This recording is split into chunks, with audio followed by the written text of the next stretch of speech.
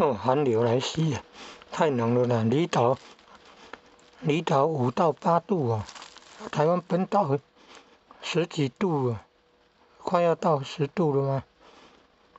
哦，刚刚手机看到了13度，还越晚还会越冷呢。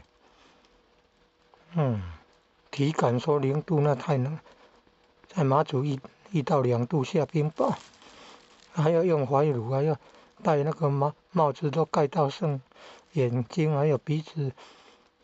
还要穿羊毛袜，穿2层呢，穿那个卫生衣裤，戴怀炉嘞，戴帽，帽子用布帽那一种，冷到那种地步，那个时候还很年轻呢，那个年老的谁管了，受得了那么冷啊？那年纪还比较没钱的，就用这个拜垫铺那个床上，拜垫就铺床上，用这个汽车防晒